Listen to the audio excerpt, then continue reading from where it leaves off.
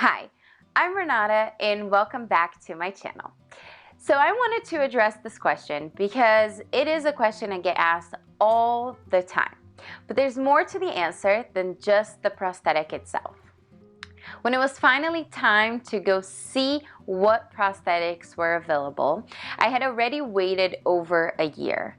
So I found that the body power prosthetic would be the most beneficial to me because I don't have an elbow, and a lot of the electronic ones, you need to have an elbow for them to work optimally. So with that, I started the molding process, and also insurance had to get involved to see how much they would cover. So it wasn't until a year and 8 months after I lost my arm that I finally went in to get my prosthetic and bring it home. That day was a very emotional day because I had really high expectations for what the prosthetic would do for me. I wanted it to help me do everything that I wasn't capable of doing with one hand. And I wanted the prosthetic to make me look more normal, to be able to, put a coat on and have it be normal. But when I put the prosthetic arm and I walked out of the building, I was actually very discouraged, and I felt very sad and frustrated because it did not do what I wanted to do. It had some limitations, and that for me was really hard to take. So I decided, well, maybe I don't need to wear it. And I had the support of my family that said, if you don't want to wear it, it's okay. And that was really, really important for me. So I'm very, very thankful for them. But this is how the prosthetic arm works.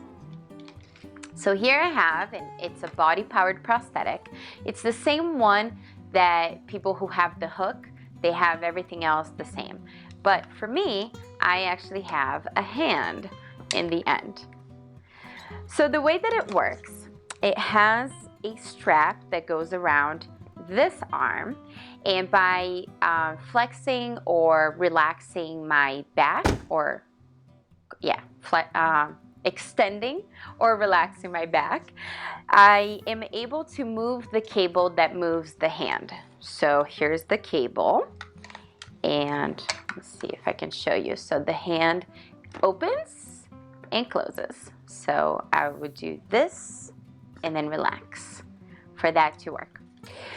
So with that, there is a little cord here where I can extend the hand as well, the arm, the whole arm. So here, I can lock it in place, or I can position it the way I want it and then lock it in place. Okay, so that is how it works. But there are two things that I don't like about this prosthetic. One is the way that you put it on. That is very difficult. It's probably my least favorite thing about it, because you have to feed your arm. Your arm actually has to go in this little bag, and then you have to feed your arm, so there's a lot of pressure going down, and then you have to pull the bag out. So that for me was very difficult to do on my own. I didn't have the strength, and it was very discouraging to think about all the hard work to actually put it on. So I decided, maybe not the best. The other thing that I don't love about the prosthetic is that it's pretty heavy. Depending on how big you are, these can go up to 10 pounds. So it's pretty heavy, If you're wearing it 8 hours a day, in the end of the day, you're gonna be pretty tired. So those are the two things that I don't love about the prosthetic. I don't discourage any amputees from getting a prosthetic. I feel very fortunate that I was able to have one, even though I don't use it. But there is a curiosity that exists, and I can relate to that. I wanted to know what it was like. I wanted to know what it would do for me. And unfortunately, I feel more functional the way that I am, as opposed to actually wearing the prosthetic. So now you know what are the physical reasons why I don't wear the prosthetic, but there's another reason behind it. When I was in the hospital, my aunt, she called and she said, Renata, you lost your arm. Now you have a choice to make. You can either choose to be the person that everybody feels sorry for, or you can choose to be a person that can inspire others. And I think it's pretty clear that I am not the person that people feel sorry for.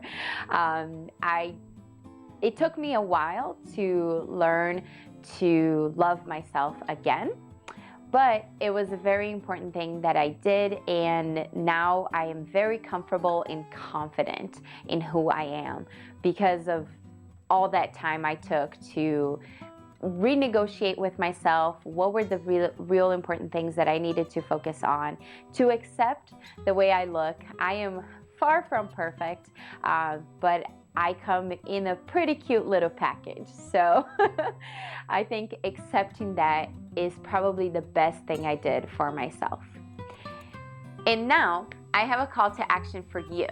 What is something that you love about yourself? So you can write it on the comments below or write it on a sticky note and post it somewhere, because I want you to remind yourself of the things that you love about yourself. Once we have developed this relationship and this love for ourselves, then we can actually start looking at the areas we can improve on. So with that, click to subscribe and ring the bell. Leave other comments below if you have more questions about the prosthetic, and I will see you next time. All right, I'm off. Gotta go.